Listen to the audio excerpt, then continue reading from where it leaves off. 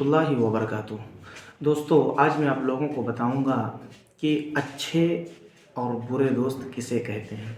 دیکھیے، اچھا دوست کہتے ہیں کہ جو اخلاق والا ہو، جو اللہ تعالیٰ کی اطاعت کرتا ہو، جو اللہ تعالیٰ کی عبادت کرتا ہو، جو رسول اللہ صلی اللہ علیہ وسلم کی اطاعت کرتا ہو، جو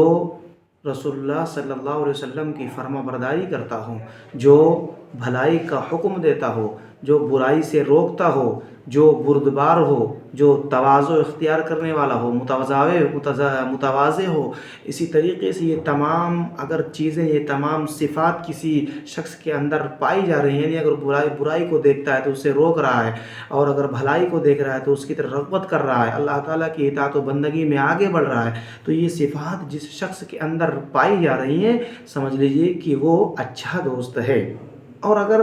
یہ تمام چیزیں بالکل اسی کے برعکس ہوں، یعنی وہ برا عمل کرتا ہو، برائی کا حکم دیتا ہو، بھلائی کی طرف رغبت نہ رکھتا ہو، اللہ کی اطاعت نہ کرتا ہو، اللہ رب العالمین کی عبادت نہ کرتا ہو، رسول اللہ صلی اللہ علیہ وسلم کی اطاعت و بندگی نہ کرتا ہو، تو یہ تمام چیزیں اگر کسی شخص کے اندر پائی جا رہی ہیں تو وہ برا شخص ہے۔ اسی لیے شریعت اسلامیہ نے ہمیں اور آپ کو بتلایا کہ تم اچھا دوست اختیار کرو، برے دوستوں کے پاس نہ جاؤ۔